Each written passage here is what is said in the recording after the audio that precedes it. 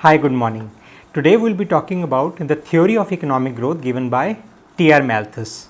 Now, Malthus was a key classical economist and was best known for his pessimistic views on long-term economic growth.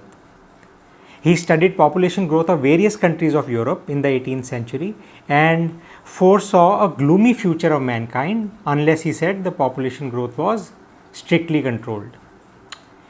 His famous work, which was published in 1798, was called An Essay on the Principle of Population, in which he postulated his theory.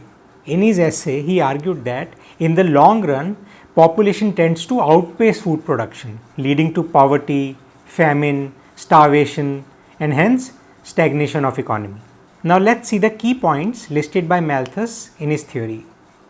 So he says that there is an imbalance between population and food production in the long run. So food supply will fall short due to population growth. He said that population grows geometrically and food production grows only arithmetically. So there will always be an imbalance between population growth and food production. And that Earth's resources will not be able to keep pace with the exponentially growing population. Then, according to his theory, the production of food, which is essential for man's survival, is subject to a law of diminishing returns. That is, as more and more factors of production, as in labor and capital, are applied to land, no doubt food production increases, but at a diminishing rate. This is because land resources are fixed. As productivity declines, he said, due to diminishing rate of food production, the ability of agriculture to meet the food demands of a growing population diminishes, which further causes stagnation in economy and decline in living standards. He believed that, and this is his quote, the power of population is indefinitely greater than the power in the earth to produce subsistence for man. Subsistence here means the food required for survival of man. He said that the imbalance between population and food supply is ultimately corrected through two checks. Positive checks, which he calls natural checks, are the checks and balances of nature which reduce the excess population through famines, disease outbreaks, misery, extreme weather events, natural calamities like earthquakes, floods, etc. Then there are preventive checks which are more or less applied by man himself, like celibacy, delayed marriages, moral restraint, etc., all of which reduce the birth rates voluntarily. According to him, preventive checks were seen more often in civilized and educated societies. He also said that these checks were better than positive checks because they indicated a higher degree of civilization and, of course, prevented man from the wrath of nature. Together, these checks help maintain a subsistence level equilibrium, that is, as much food as is the population. In his work, Malthus suggested that theoretically it is assumed that initially the economy is producing enough for the existing size of population, and it is only over a period of time, as standards of living improve, that population increases. When people achieve a better life, have a comfortable house, are earning enough to fulfill all basic daily needs, even able to save some from their incomes, worries about jobs and future concerns recede. They begin thinking about getting married, starting or growing their families, which according to Malthus gives an upswing to the cycle of population growth. So when population increases, what happens? Existing resources then get divided to support a larger base of people. The poor get reduced to serving distress and then they live worse off. Labor force increases, which raises unemployment, and then the wages start falling. There is disinclination now to start or grow a family. So when you are not very comfortable in your job, your wages are low, then there would be disinclination to start a family, to marry or to grow a family, to rear a family. Workers are now willing to work more hours to supplement their incomes so that they can live at least at previous standards.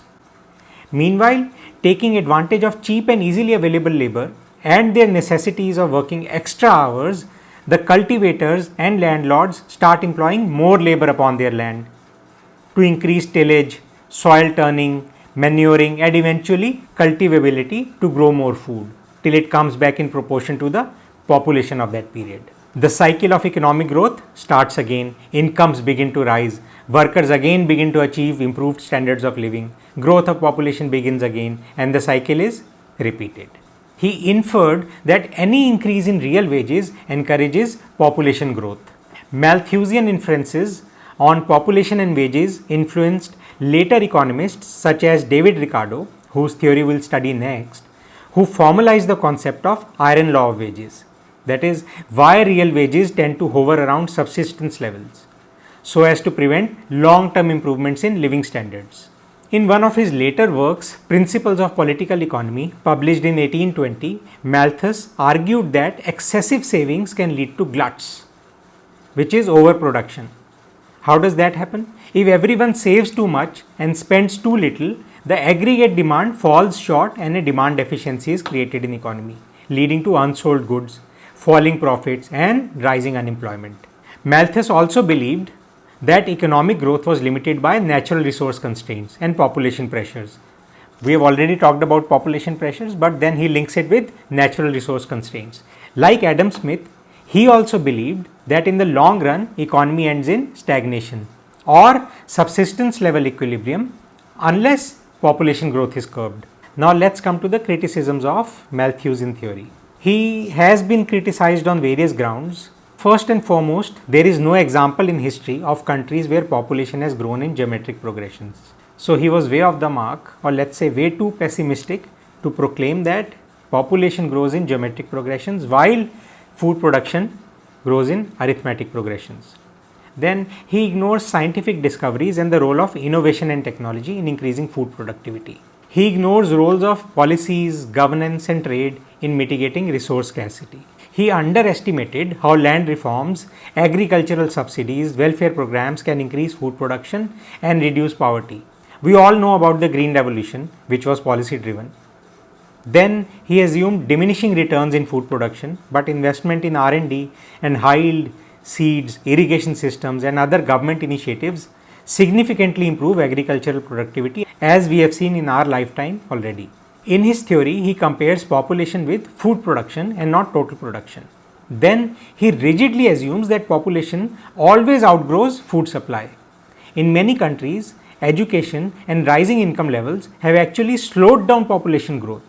Well, despite an overly pessimistic viewpoint, Malthusian theory holds good in the 21st century for underdeveloped countries where unchecked population growth can strain resources.